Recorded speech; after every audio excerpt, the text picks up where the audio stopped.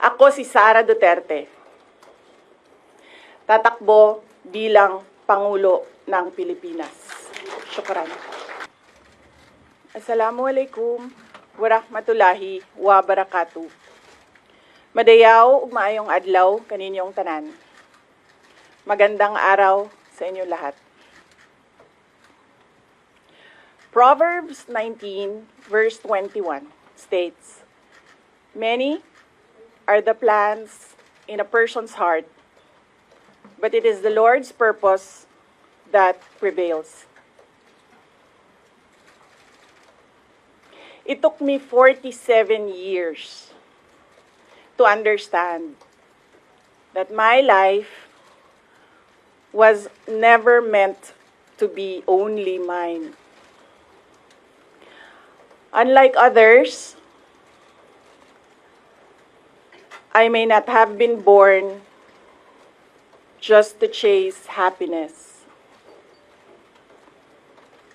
For a long time, I questioned the weight of responsibility to my family, to my country, to everyone who called on me. Today, I have peacefully accepted that my life is unlike any other. Sa unang mga buwan ng aming mga termino, nakita ko na ang kawalan ng katapatan ni Bongbong Marcos Jr. sa mga pangakong binitawan noong kampanya, pati na sa kanyang sinumpaang tungkulin para sa bayan. Dahil hindi ko kinaya na maging bahagi ng 2025 national budget na tadtad ng katiwalian, pinili kong umalis sa kabinete. Kahit alam ko na mula pa noong 2023 na ang magiging kapalit ay ang aking impeachment. Mga kababayan, humihingi ako ng paumanhin. Patawad kung tinulungan ko mahalal si BBM bilang Pangulo ng ating bansa.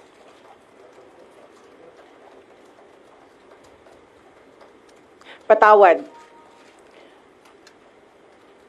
kung hanggang ngayon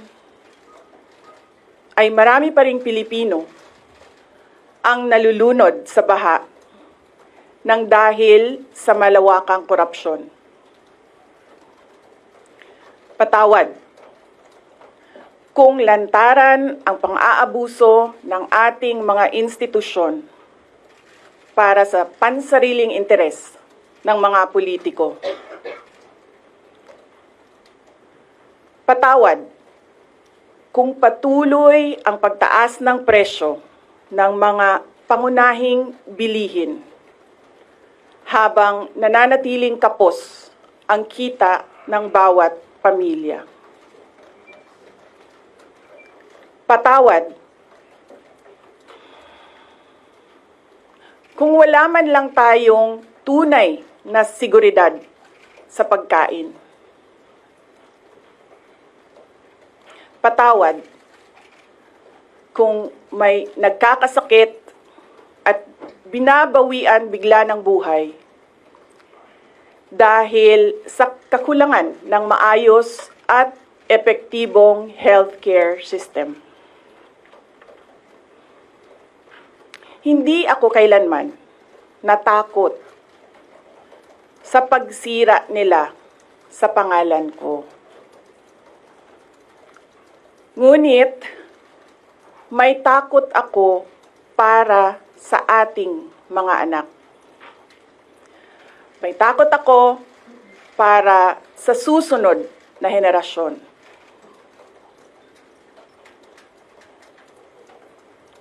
May takot ako para sa mga kababayan nating walang bahay sa ibang bansa. Walang pangalawang pasaporte, walang ibang matatakbuhan kundi ang Pilipinas. Kahit ito'y patuloy na nalulugmok sa kahirapan. Na ako'y kahadlok, nga moabot ang adlaw na dawaton na lang nato ang kapobrihon isip kapalaran. Nga maanad na ta sa sayop, nga mawad-an na lang ta og paglaom. Ug labaw sa tanan na ako'y kahadlok,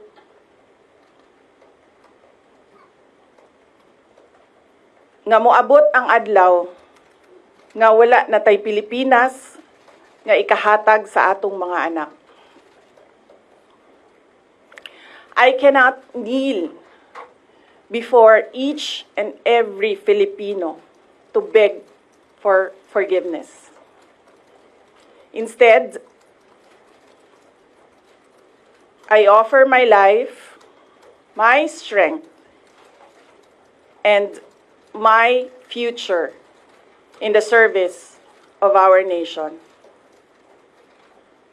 Mga kababayan, ibalik natin ang tapang at malasakit para sa Diyos, sa bayan, at para sa bawat pamilyang Pilipino. Ako si Sara Duterte, tatakbo bilang Pangulo ng Pilipinas. Shukran. Any questions? First question. Next time na ang question. Okay. Thank you. Oh. Good morning. Iniwan ko kay JC yung kabuuan ng speech. Ma'am,